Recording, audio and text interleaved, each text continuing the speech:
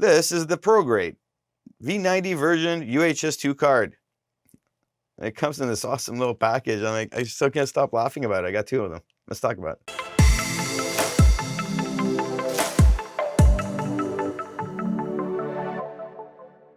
Welcome back to another video. My name is Nikos. Today we're talking about the Prograde V90 UHS-II card. It is 300 megabytes on the read and of course 250 on the write. It has been doing great for me. I've been testing it. The packaging is hilarious. Really environmental, you would say. It's taking care of business. I can't complain. Now, I had originally bought this card right here, the SanDisk Extreme Pro UHS-II card. It's 300 on the read, 260 on the write, of course a V90 card as well. But there were some issues on the write, and while I've been talking with the good old support at SanDisk and haven't been able to find something that was like a favorable solution, I was like, maybe I should be testing other cards. Now, originally I did buy this Prograde dual SD card reader so I can run that other card, and it's been doing great. There's some quirks with it that I'm still working out with the company to figure out if it's the unit or not, but overall it's doing great, and these cards are transferring at fast speeds. Like,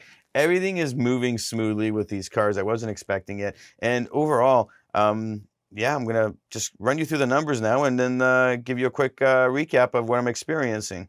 In doing this test, I did use 100 gigabytes of total, both video, 4K, and images. It's around 99.56 or so. Now, the idea here is that on the read, it took around 7.25 minutes to transfer 100 gigabytes to the computer. And of course, this is using the Prograde SD card reader. It is the UHS-II dual slot. Now, the writing, on the other hand, it took around 8.5 minutes. So this is something that's pretty good, if you ask me. It's like, it's pretty close.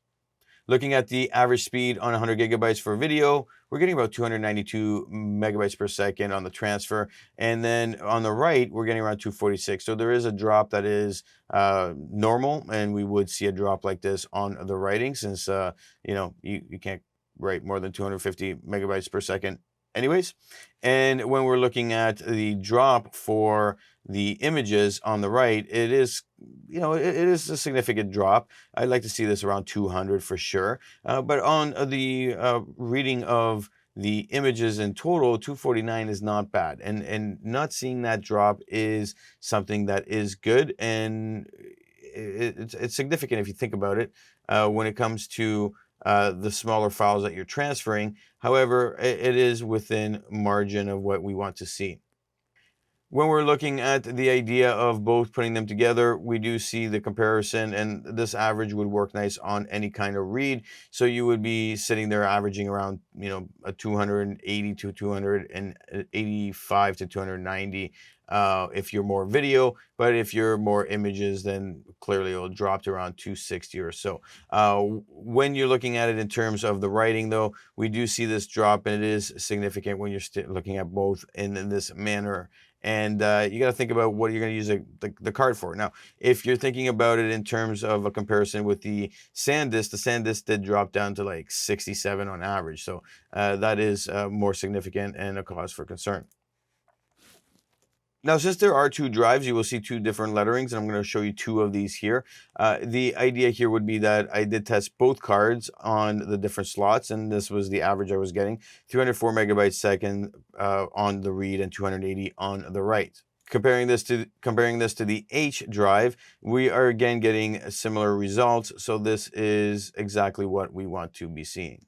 On the right, when we're transferring, we do see less bumpiness along the road here. The sequential write does streamline, and it goes nice and smooth. When it hits the images, you can see here it drops down to approximately 180 megabytes per second. We do see it dip down to 150. We don't actually see it drop down to 0 ever, unlike the other cards we've been testing. So this is very good, and this is running at around 8 minutes at this point, and it's doing great on the write. It is. Looking at the transfers when reading from the card, we do see this incredible smoothness, and then we do see the images come into play where we're gonna have a dip there, and it does start to average out at a nice 230 to 250. So I mean, you're looking at it and you're saying, at the end of the day, where is it really sticking around. And for these images at 45 megabytes per image, it's sticking at around 247 on average. So overall, this card is doing what it's supposed to be doing, and I'm loving it. The experience has been great,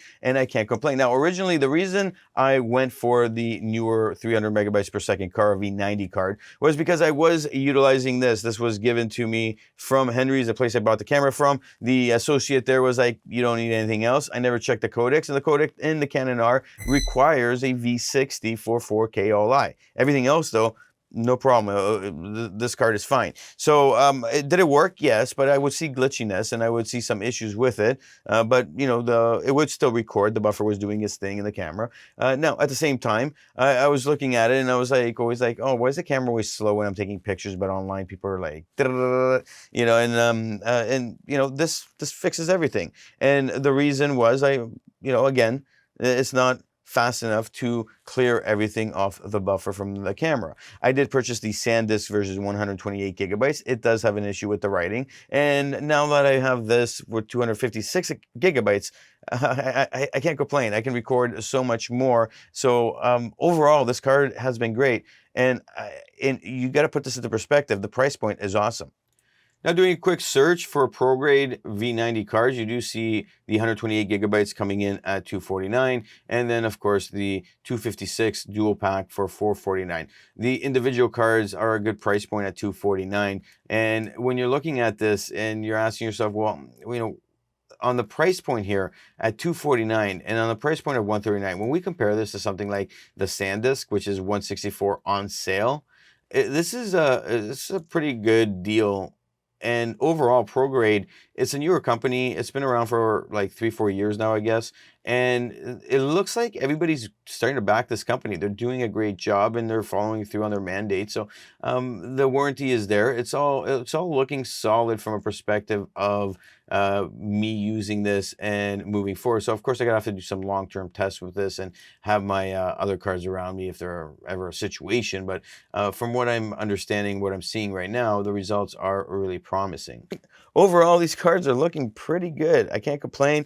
I'm seeing in the short-term testing, everything's going swell. I'm going to be doing more testing before the 30 days is up. If I find anything, I will make another video. But if not, I will be doing a follow-up video to compare the two, the SanDisk and, of course, these Progrades. And I'll also do a long-term review to see how it is, probably at the 4 or 5 month mark. I'm going to be using them every day anyway, so I'm going to see what occurs there. And I'm going to be taking it out into the winter in Canada, probably in January, February, so I can see how they last in minus 20-degree weather, that's Celsius weather, to see, are there going to be any issues, and how does that really fit the narrative overall for me as a card that's going to survive and be that professional card we need it to be.